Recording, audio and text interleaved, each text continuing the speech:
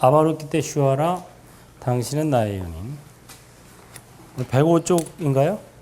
예, 105쪽 공적시세계도. 읽어보시죠. 105쪽. 예, 불교 공부를 하면서.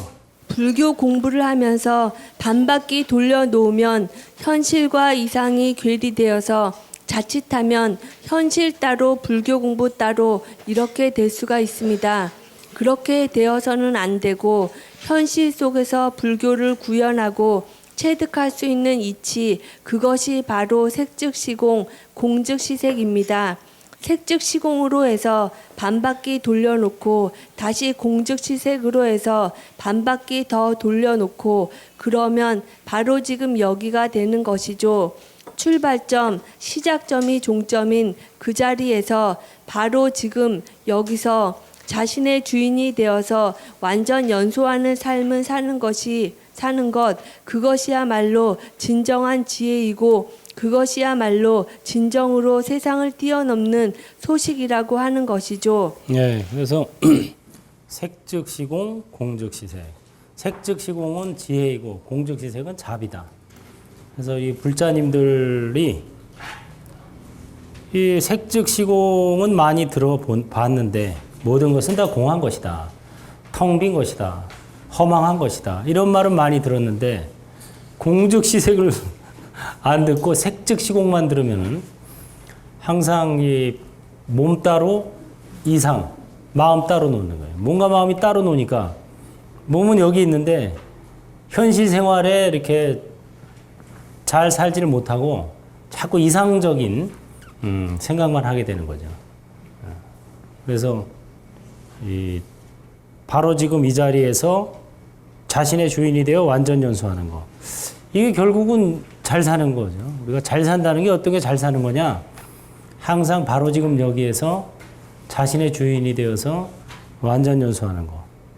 밥 먹을 땐 밥 먹을 뿐, 차 마실 땐 차 마실 뿐. 이게 되는 삶이 잘 사는 거예요. 진짜.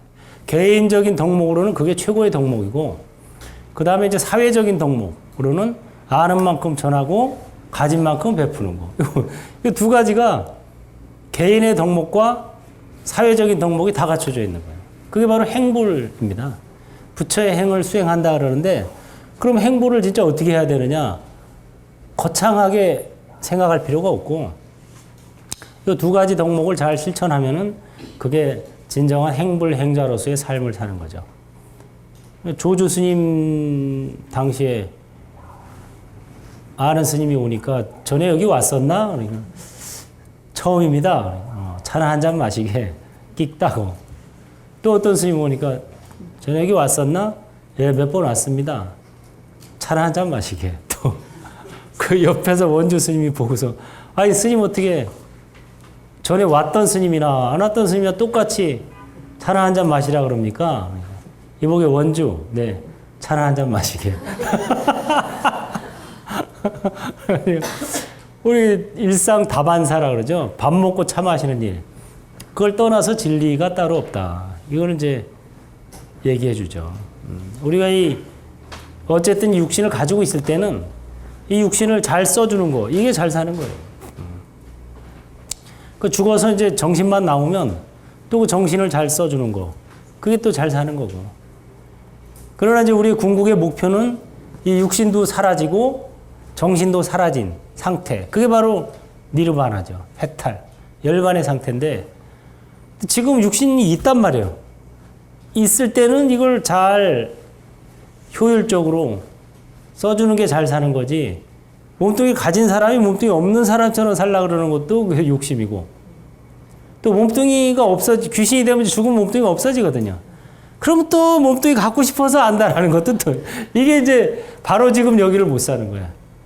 몸뚱이가 있으면 있는 대로 열심히 살고 없으면 없는 대로 만족하고 살면 되는데 몸뚱이가 있을 때는 이거 끌고 다니기 괴로우니까 아이고 이놈 거 이거 차라리 그냥 없어졌으면 하고 막상 없어지면 또 아쉬워 없으니까 그러니까 또 아이고 좀 제발 몸 좀 받았으면 하고 이렇게 돼서 이제 자꾸 자기가 발 딛고 있는 이 시간이 아니라 다른 시간, 다른 장소를 그리워하거나 흠모하는 거죠. 물론 사람이 어느 정도의 뭐 이상은 있어야 되겠지만 어디까지나 현실에 바탕한 이상 이게 이제 필요하죠.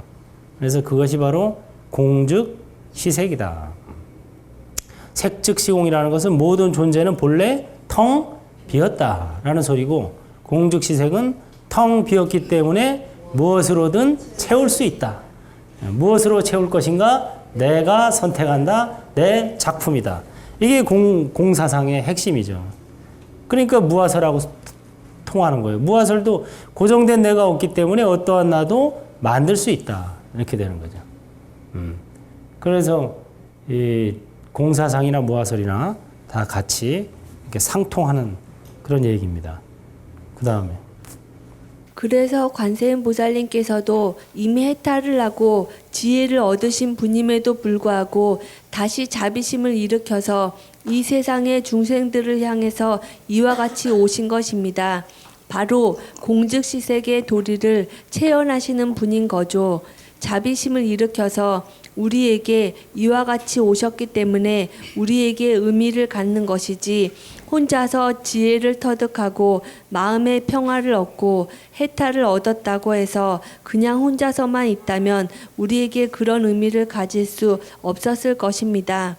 부처님도 마찬가지입니다. 부처님을 우리가 보통 부처님이라고 많이 부르지만 부처님께서는 스스로를 지칭할 때 붓다라는 표현보다는 열애라는 표현을 선호하셨습니다. 스스로를 지칭할 때 항상 이와 같이 오신 이다. 열애다. 열애는 이렇게 생각한다. 열애가 어제 성 안에 들어갔을 때 이런 일이 있었다. 이런 식으로 열애라는 표현을 즐겨 쓰셨죠. 부처님이 우리에게 의미를 갖게 된 것은 이와 같이 우리에게 오셨기 때문에 의미를 가지신 것이지 그냥 색즉시공의 세계에 침잠해 계셨다면 우리에게는 큰 의미가 없으셨겠죠. 그러나 공즉시색의 도리로 다시 반바퀴 돌려서 우리에게 오셔서 우리의 고락을 함께 나누어 주시고 고통을 빼주시고 낙을 주시는 분, 그래서 의미를 갖게 된 것입니다. 네, 그래서 부처라는 표현보다는 열애라는 표현이 더 좋은 표현입니다. 이게 석가열애, 미륵존 열애, 아미타 열애 이런 말 하죠. 열애라는 표현은 공즉시색의 도리를 얘기해 주는 거예요.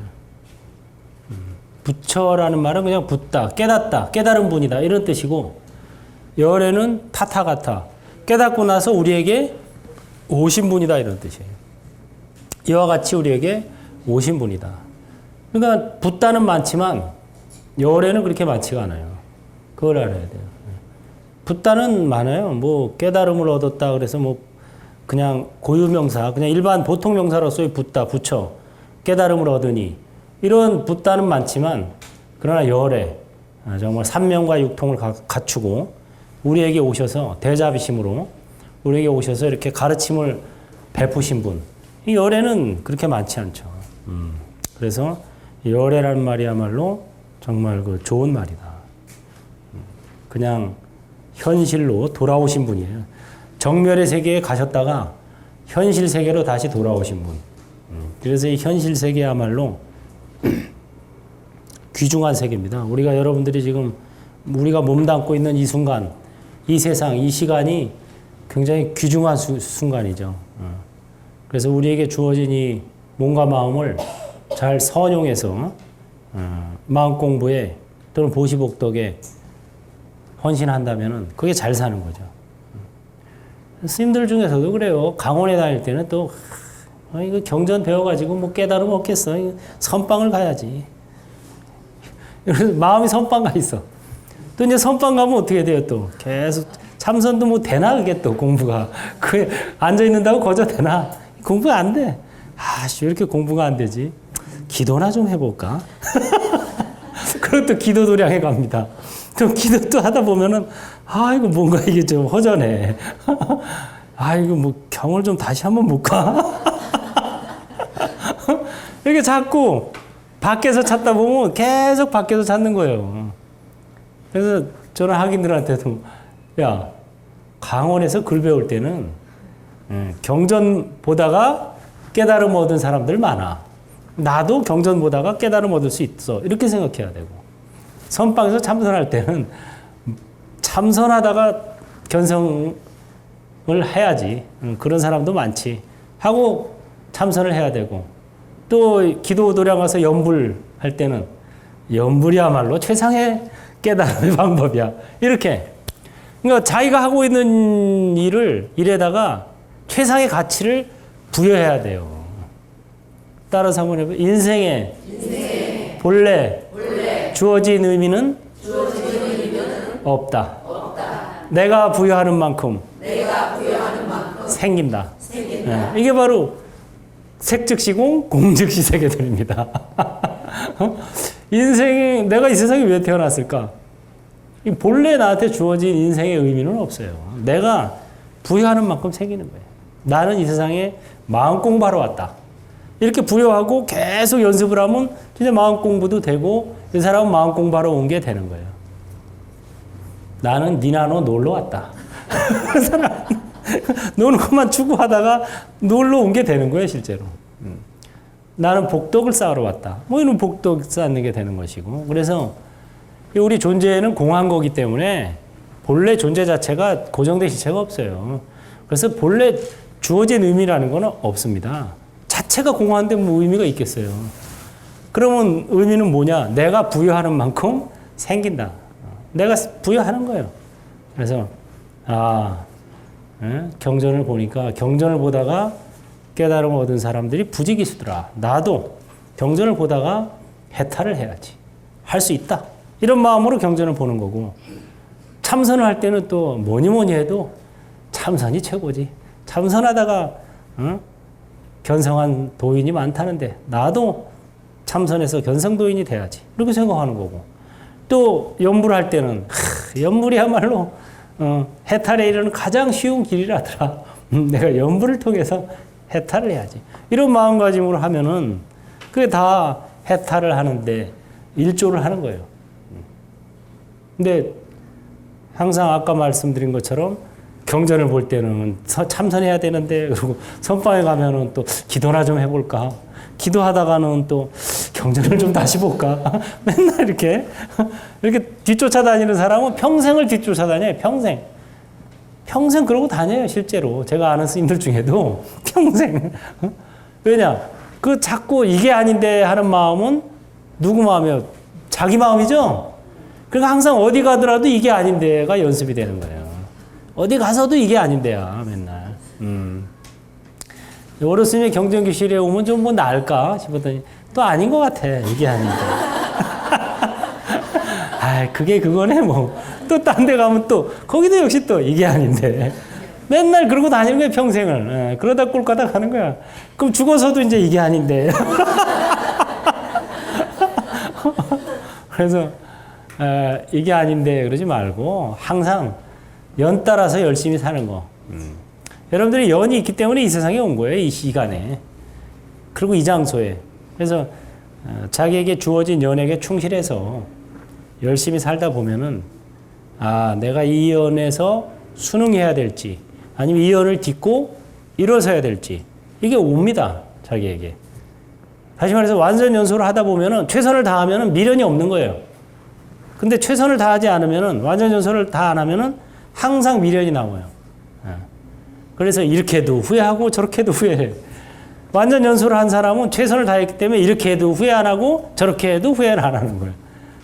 그러니까 항상 이 완전 연소하는 버릇. 이게 뭐냐면 완전 연소라는 게 말 그대로 완전히 태운다 이 소리 아니에요.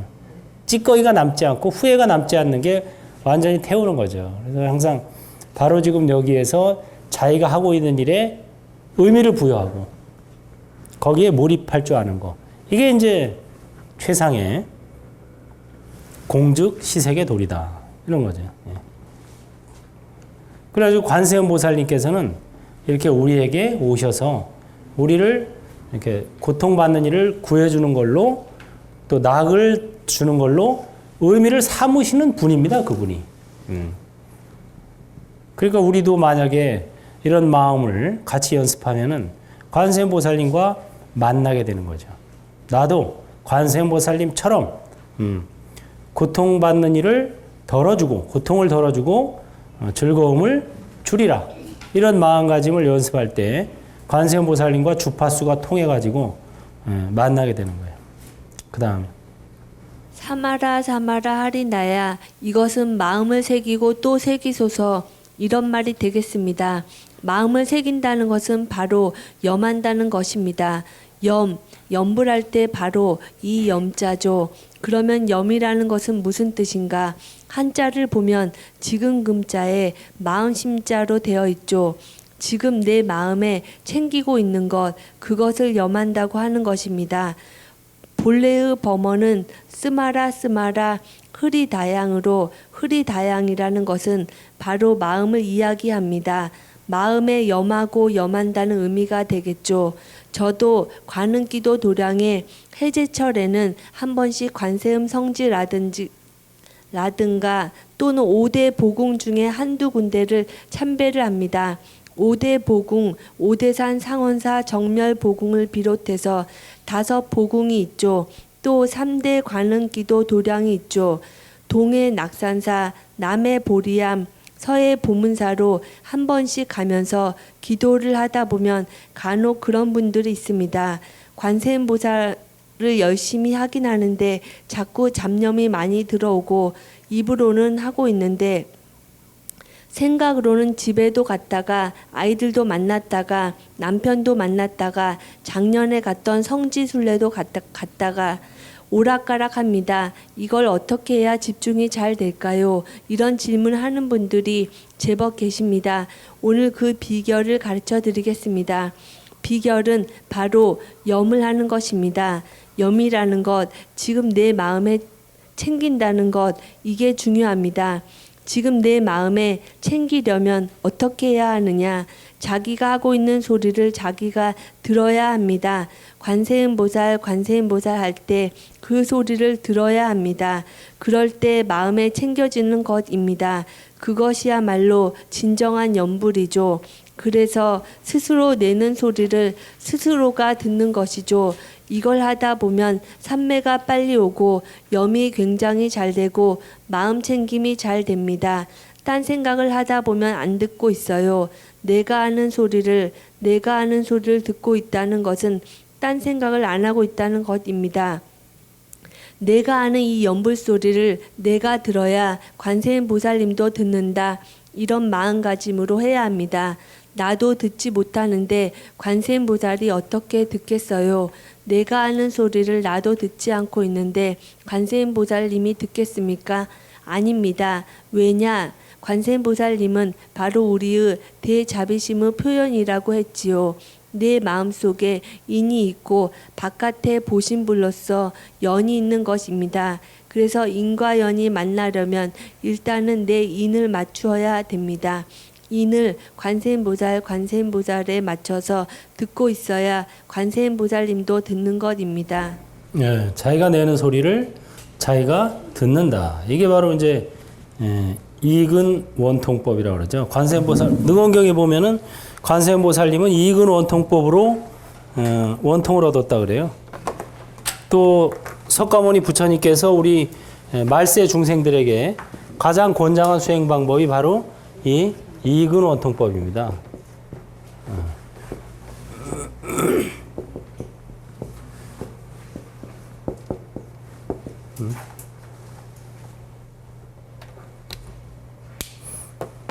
왜 유명한 그 대강사가 하나 있었는데 그 부처님 당시에 500명이나 되는 제자를 거느린 대강사가 있었죠. 근데 부처님이 부를 때마다 뚜짜 뽀딜라라고 불렀죠. 이름이 뽀딜라인데 뚜자를 앞에다 넣어서 뚜자라는 것은 이제 골빈, 머리가 텅 빈 이런 소리예요. 그러니까 야 골빈 뽀딜라야 이렇게 부른 거예요. 그 뽀딜라가 듣는 뽀딜라는 기분 나쁘지. 아니 내가 그래도 대강백인데 내가 좀 제자가 500명이나 되고 경을 내가 가르치는 암송하면서 그 당시는 책이 없었기 때문에 다 암송이에요. 암송 다 외워요 그냥. 그렇게 내가 경을 달달달달 외우는 사람인데 날 보러 머리가 텅 볐다고? 골이 볐다고? 그러니까 근데 가만히 생각해 보니까 부처님 왜 나보러 뚜자라고 부를까? 이건 뭐 이유가 있다. 내가 경은 많이 암송을 하지만 아직 마음이 해탈하지 못했기 때문에 아마 저러시나 보다. 그래가지고 이제 수도원, 요새 말하면 이제 선방 같은 데로 갑니다. 가서 그 최고 어른 스님한테 인사를 하고 제가 아모개인데 좀 공부를 좀 배우러 왔습니다. 이러니까는 무슨 지금 이름만 대면은 다 아는, 요새 같으면 이제 월호 같은 경우예요. 무슨 소리를 하십니까? 딴 데 가서 알아보시죠. 아니 스님 뭐 다 알고 다 잘하는 걸로 알고 있는데 어떻게 내가 스님을 가르칩니까? 하고서 사양을 하는 거예요. 그래서 이제 그 밑에 전부 사양을 하는 거야. 그래가지고 맨 밑에 이제 7살 배기 삼이 스님한테 그 수도원의 가장 막내. 근데 이제 그 수도원에 있는 스님들은 전부 아라한과를 얻었어요. 7살짜리도 사실 아라 아니야, 이게 아라. 아라한과, 원래 깨달음도 전염되는 겁니다. 깨달은 사람이, 크게 깨달은 사람이 하나 나오면 그 주변에 막 깨달은 사람이 우후죽순처럼 나와요. 그러니까 그 수도원에 있는 스님들은 다 아라한과를 얻은 스님들이에요. 7살 배기한테 가서 이제 저한테 좀 공부를 가르쳐 주십시오. 그랬더니 이 7살 배기가 바느질을 하고 있었는데 쳐다보지도 않고 그냥 바느질만 하고 반나절을 계속. 그래서 반나절을 이제 옆에서 기다리다가 반나절이나 지나니까 그때서야 이제 쳐다보면서 어쩐 일이시냐고. 그래서 여차 저차해서 2차 저차 왔습니다 했더니 그러면은 제가 하라는 대로 할 수 있습니까? 이러는 거예요. 당연히 그렇죠. 이제 왜냐면 이제 이 사람마저 안 된다 그러면 이제 다른 데로 가야 할 판이니까 다른 데 뭐 아는 데도 없고. 그래 이제 7살짜리 사미 스님이 하는 소리가 저기 진흙탕 보이죠? 예. 그 안에 한번 들어가 보시죠. 딱 이러는 거야. 저 훈련시키듯이 정말. 이 스님이 뽀틸라가 이제 가사를 아주 좋은 옷을 입고 있었어요. 그걸 보고 이제 일부러 한번 들어가 보라 그러는 거예요. 그래 이제 딱 들어가서 이제 모가지만 내놓고 그러고 있었죠. 그랬더니 또 좀 이따 나오라고 나갔죠. 그랬더니 이제 그때서야 가르침을 주는데 이런 거미집이 하나 있는데 그 집에 구멍이 6개가 나 있어요. 그 중에 어느 구멍으로 나올지 몰라, 이 거미가. 근데 거미가 나오는 구멍을 잘 쳐다보고 있다가 잡아야 되는데, 그럼 어떻게 해야 되겠습니까? 그러면은 구멍이 뭐 이쪽 저쪽 반대쪽 막 나 있으니까 5개 구멍은 막아놓고 한 구멍만 열어놓고 거기만 집중해서 보고 있으면은 나올 때 잡을 수가 있잖아요. 그렇게 해야 되겠죠. 그래가지고 그 말을 듣고 이제 뽀틸라가 알겠습니다. 고맙습니다. 그리고 가서 이제 공부해서 금방 아라한과를 얻었어요. 그 바로 6개의 구멍이 뭐냐? 오늘 얘기하고자 하는 건 6개의 구멍이 뭐냐? 이게 안이비 설신의 이 6개의 구멍인 거예요. 우리. 눈, 귀, 코, 혀, 몸, 뜻.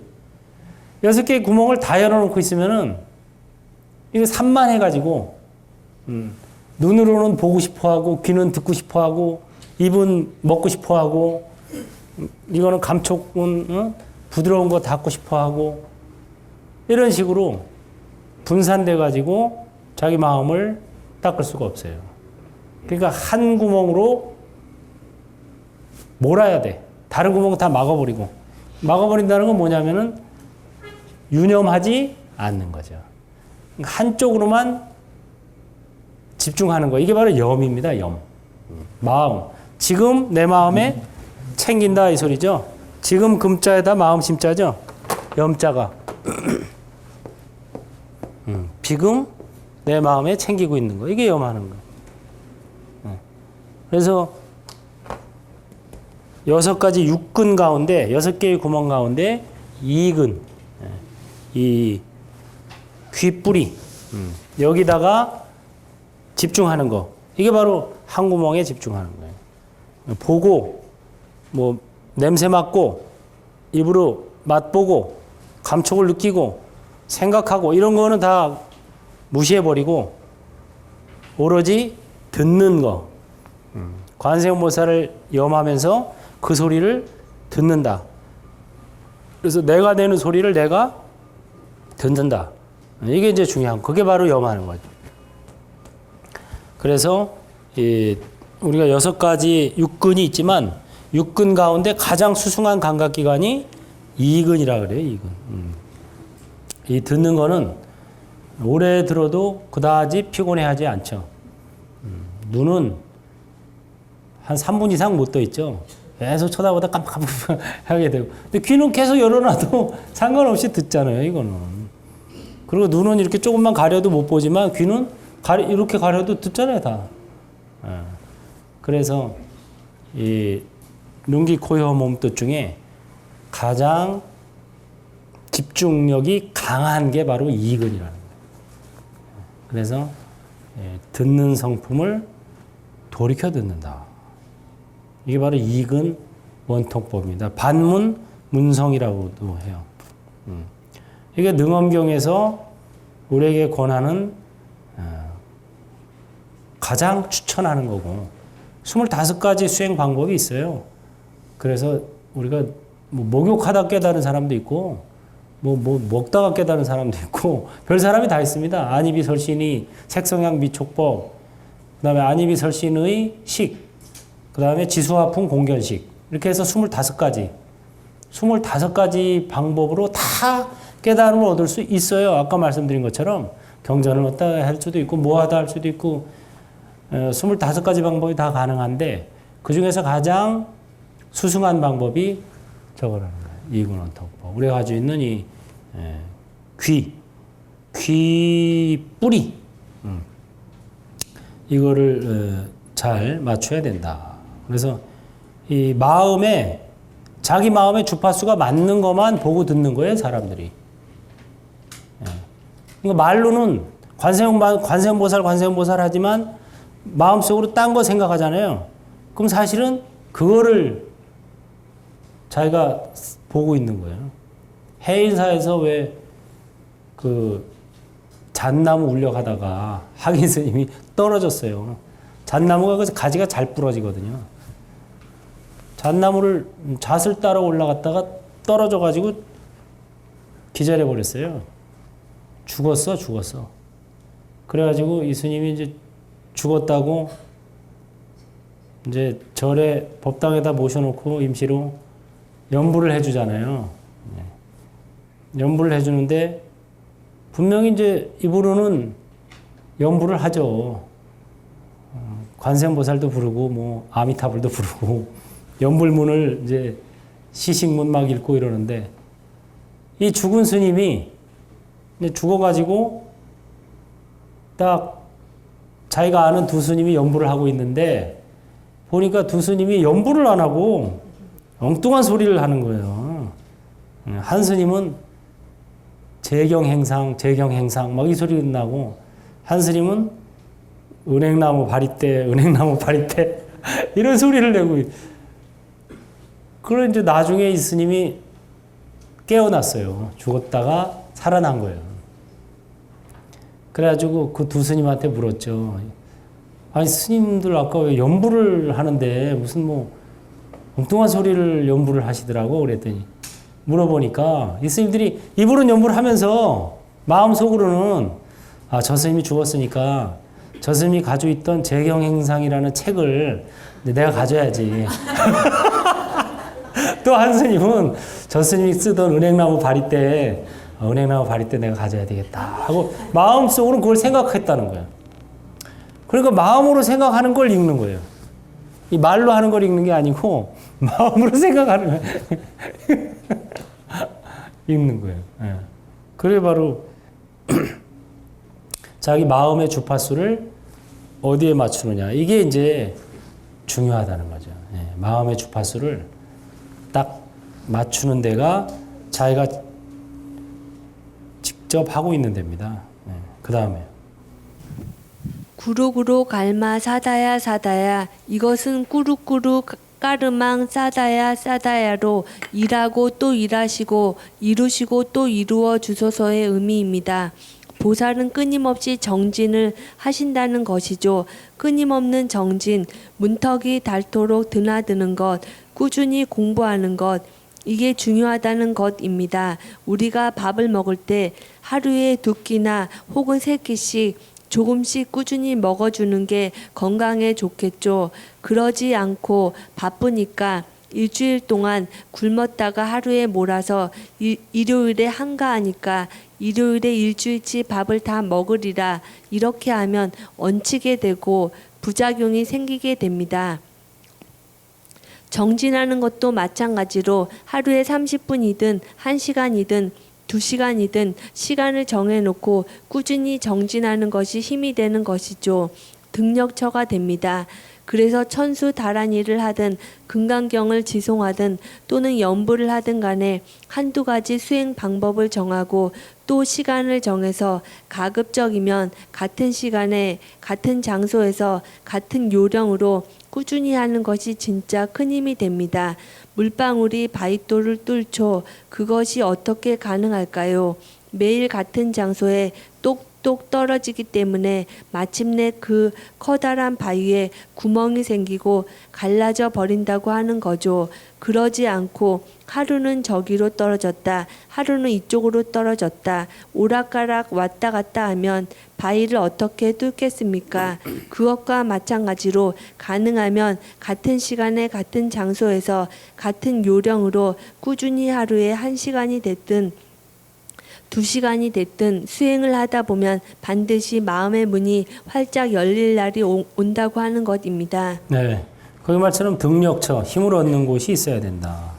스님들도 마찬가지고 제가 불자님들도 반드시 등력처가 있어야 돼요.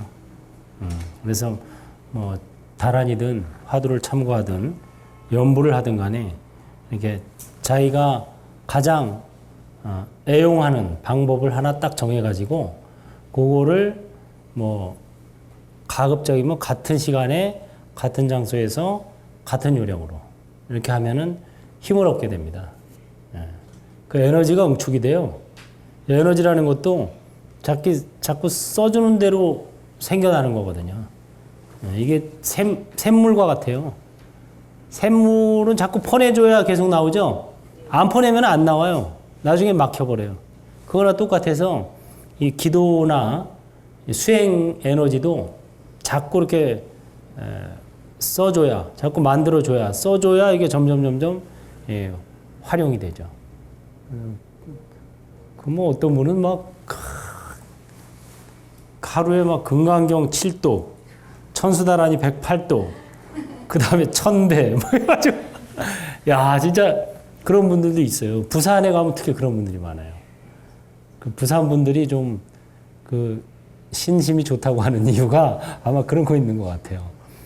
제가 아는 어떤 분도 막 그거 뭐 하루에 막 너무 바쁜 거야. 새벽부터 일어나서 뭐 무슨 뭐 천수 다란이 일단 108도 하고 이건 기본이고 그 다음에 뭐 또 뭐 금강경 3도 하고 또 무슨 뭐 연불 하고 뭐 절 1000배 하고 뭐 저녁 때 또 자기 전에 뭐 하고 야 내가 나보다 더 많이 한다. 그리고 대단하다 진짜 대단하다 싶더라고요. 그래서 저녁 먹고 나면은 저녁 시간 지나면 그냥 방문 닫고 자기 방에 들어가서 그냥 몇 시간을 계속 한대요. 연불이면 연불, 독경이면 독경. 그래가지고 한 10수년 전에 제가 불자인데 이분은 이제 밥만 먹고 나면은 들어가서 연부를 하시던 분이에요. 이분 돌아가실 때 방광 있잖아요, 방광. 예, 장사 지낸다고 하니까 빛이 막 방광을 해가지고 놀란 적도 있고, 또 어떤 분은 사리가 나왔어요, 사리. 뭐 아마 저 신문에도 나오고 그랬어요, 불교 신문에. 제가 불자님인데 돌아가시고 나서 사리가 나왔어요. 사리가. 예, 이분은 계속 또 금강경, 독경하고 틈만 나면은 이러던 분인데 돌아가시기 전에 자기 식구들 불러서 내가 며칠 있다가 갈 테니까 내가 가면은 저 절에서 다비시 가기로 약속이 돼 있다. 그러니까는 그렇게 장례 절차를 진행해라 하고 통장 다 꺼내가지고 다 나눠주고 여차저차 미리 다 배분할 거다 배분할, 그래야 안 싸우거든요. 해놓고 돌아가시고 나서 진짜 다비식을 했더니 사리가 나올 줄 알고 이제 해달라 그런 거죠. 사리가 엄청 나왔대요. 제가자인데 여러분처럼 스님들만 사리가 나오는 게 아니고 제가자들도 이렇게 그래가지고 그거는 뭐 한 10여 년 전, 10수년 전 얘기예요. 그 뭐 옛날 얘기가 아니에요, 이거는. 그래서 여러분들도 뭔가 하나 정해놓고 딱 거기 이렇게 꾸준히 법화경 사경을 하던, 한 분은 사경을 하던 분이구나. 사경을 하던 분이고 한 분은 연불을 하던 분이에요. 그러니까 사경이든 독경이든 연불이든 하나 정해놓고 꾸준히 하면은 물방울이 바위를 뚫듯이 뚫는 거예요. 그래서 꾸준히 하는 게 이게 중요합니다. 뭐 하나 딱 정해서, 천수경 배울 때는 천수경 딱 해가지고 천수다라니 천수다라니 이거 많이 하면요 뭐가 좀 뻥뻥 안 보이던 것도 막 보이고 이래요. 모르는 일도 알게 되고 막 이런. 그래 신묘장구대다란이라는 거지. 아주 신기하고 오묘한 다란이다 이렇게 뭐 하다가 세상사 살다가 막히고 이래야 좋을지 저래야 좋을지 모르는 일 생기잖아요. 그러면 점쟁이한테 가지 마시고 다란이 이거 해요. 그러면 자기가 점쟁이가 됩니다. 딱 답이 이거구나 하고 자기가 답을 알게 돼요. 죽으라고 하다 보면 며칠이고 몇 달이고 하다 보면 답이 떠올라요. 그러면 얼마나 좋아요. 이제 앞으로도 그런 일이 있을 때마다 굳이 뭐 점쟁이 찾아가지 않아도 되는구나. 내가 이걸 해서 스스로 답을 알게 되니까 그런 그 묘한 힘이 있죠. 네, 그 다음에 도루도루 미연제 마미연제는 두루두루 미자얀때 마미자얀때로 이것은 승리하고 승리하소서, 승리의 님이시여, 위대한 승리의 님이시여 라는 뜻을 가지고 있습니다. 관세음 보살님이야말로 승리의 님이시죠. 절에 가면 대웅전이라고 있죠. 대웅전은 말 그대로 하자면 큰 위대한 영웅을 모신 정각이다는 뜻이 되겠습니다. 그러면 우리가 학교 다닐 때 배운 영웅들, 영웅전의 인물들, 가령 징기스칸이나 알렉산더나 나폴레옹이나 이런 사람들을 안 모시고 왜 부처님과 관세음보살, 대세지보살 이런 분들을 모셨을까요? 앞서 말한 영웅들은 남을 정복한 영웅이지만 불보살님들이야말로 자신을 정복한 영웅으로 진정한 큰 영웅은 자신을 정복한 자다라고 하는 거죠. 스스로와의 싸움에서 승리한 자, 이것이야말로 진정한 큰 영웅이라 하겠습니다. 남을 이겨 먹으려 하기 전에 먼저 자기 자신을 이길 수 있다면 그야말로 진정한 승리자이고 진정한 영웅이라 하겠습니다. 네, 뭐 지금 이거는 뭐 진짜 대웅전에 부처님을 모시는 이유는 진정한 큰 영웅은 자기를 이기는 사람이다. 자기의 탐진치 이거보다 더 큰 적은 없다는 거죠. 그래서 탐욕, 성냄, 어리석음을 정복하니 이게 바로 영웅, 진정한 영웅. 남을 정복하는 것은 일시적이고 또 상대적인 거지만 자기의 탐진치를 정복한 것이야말로 궁극적이고 그 다음에 이것은 남이 어떻게 할 수 없는 거죠. 상대가 없기 때문에 절대적인 거죠. 그 다음에 다라다라 달인 날에 세바라는 다라다라 다렌드렌 슈아라로 수호하고 수호하소서 번개를 수호하시는 님이시여의 의미입니다. 옛날에는 번개가 치고 나면 많은 비가 내려서 자연환경이 비옥해지고 그래서 수많은 동식물이 번성하게 되었죠. 따라서 여기서 번개는 그대로 풍요와 생명의 상징인 것입니다. 즉 관세음보살님께서 풍요와 생명을 수호해 달라는 수호하시는 분이라는 그런 내용으로 이런 말을 하고 있는 것입니다. 네. 그래서 여기까지 또 이제 우리 다란이의 또 세 번째 단락입니다. 관세음보살님을 찬가를 부르되 풍요와 생명의 수호신 관세음보살. 다음에 나오는 내용은 이제 청정해탈의 관세음보살. 이렇게 해서 모든 이 내용들이 관세음보살님의 복덕을 찬탄하고 또 우리의 열망을 기원하는 그런 내용이 바로 신묘장구 대다란이가 되겠습니다.